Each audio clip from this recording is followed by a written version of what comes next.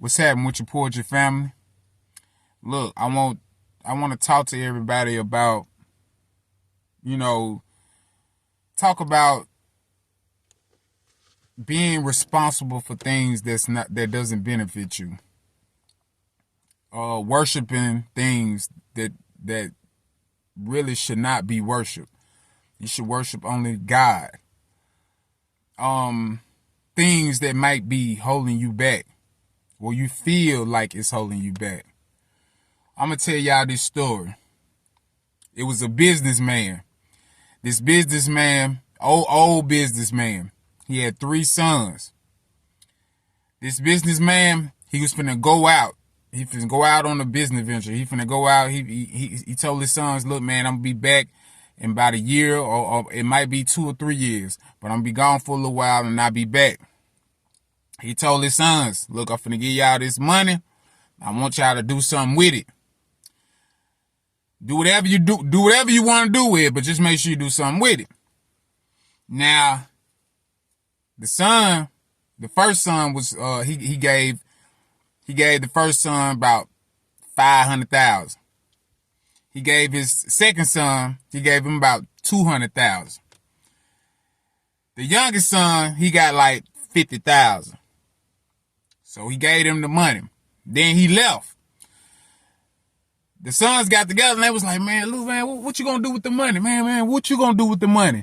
Man, I don't know, man. I don't know. I'm thinking about doing this. I'm thinking about doing that.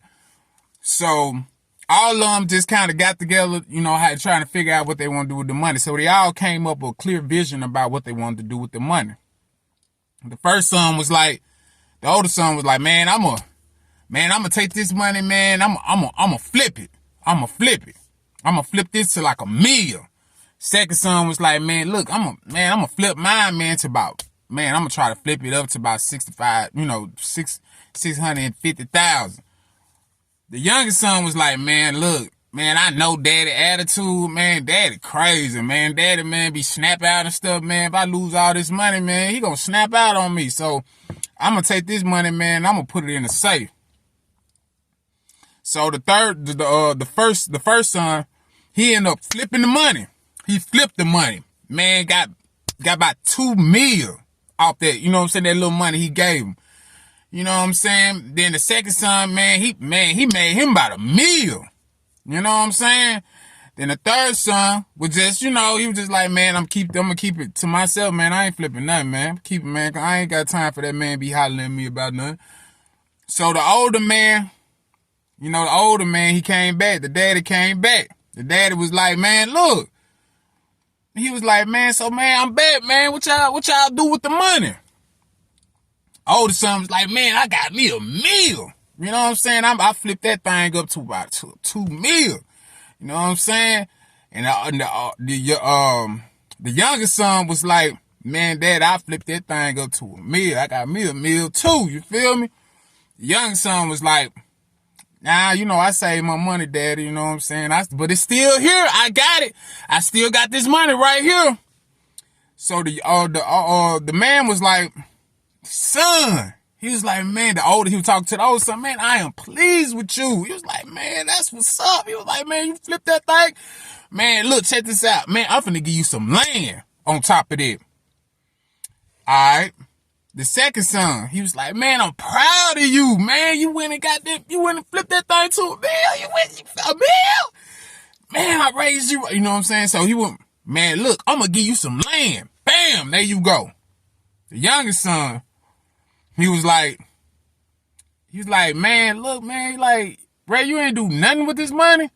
Man, I've been here I've been gone for about 1 year, 2, 3 years, man. You ain't did nothing with this money. He was like, no, daddy, you know what I'm saying? He was like, man, I just didn't want you to be mad. He was like, son, I'm not going to be mad with you. You know what I'm saying? I'm more disappointed that you ain't do nothing with that money. You just let it sit there. I mean, you ain't put it in a bank. You ain't do nothing with it. He's like, no, I ain't do nothing with it. So he was like, man, give me the money. Give me the money. So he took the money from the youngest son. He gave that money to the middle son. And he said, man, you're going to give me that money and you're going to work for your middle son. You gonna work for your brother. And he was like, man, what? He was like, he confused. He scratching his head. He scratching himself. He like, man, what's going on? He frustrated. He like, son, you don't need to be frustrated. You don't need to be mad. You don't need to be confused. You gotta understand, man. Look, man, I've been gone for 2-3 years. You got that money just sitting there. Man, things change in 2-3 years.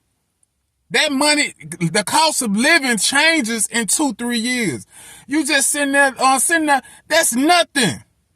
My money doesn't, that money I gave you don't mean nothing. I might well just give it to your brother. You know what I'm saying?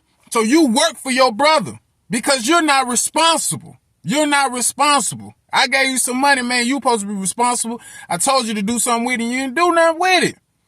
You understand? You gotta understand, man. If you sit something in one spot for so long, it's gonna die. You understand? That's like food. If you put food on the corner, put food outside the refrigerator for too long, it's gonna die. You understand what I'm saying? You can't just sit there and just let put a hammer on over there. You sit a hammer somewhere too long, whatever. Eventually, that hammer is gonna rusty out. You know, you can't just sit nothing in one spot for too long.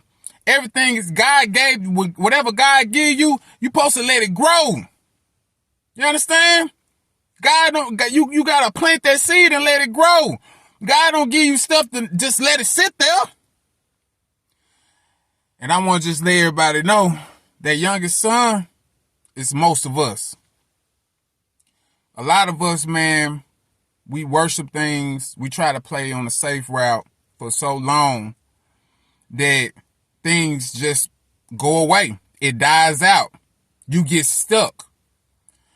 So, and I'm a person that's in there. I've been in relationships so long, man, it died out. You understand? I've been in certain jobs, man, that I shouldn't even been in, and it just died out. We all got to learn to shift our minds. You know, that's the reason why I created this channel, man. Poetic Mind Shift TV. This is people need to shift their minds. And I want to help people shift their minds in a poetic way. If I can, you know, you might not want to listen to me. I mean, you know, I'm just, you know, who am I? You understand what I'm saying? But we all need to start getting rid of things that's holding us back, because we all not going to be here that long. We all not going to be as active as we are now. You know, so you might as well use that energy that God gave you, you know, and get rid of the things get rid of the things that you feel like you're responsible for, but you don't need no responsibility for, because it's not giving you anything. You understand? Unless it's your children. I can understand that. But some of us, man, we'll be responsible for jobs. We be responsible for relationships, friendships. We be responsible even for religion. You understand what I'm saying? We supposed to be more closer to God. You understand? So stop being responsible, man, for things that's holding you back. You need to learn how to ignore the things that are holding you back. You know what's holding you back. You just need to make that transition. You need to make that mind shift. All right, man. Look, I love y'all. Peace, love, and power.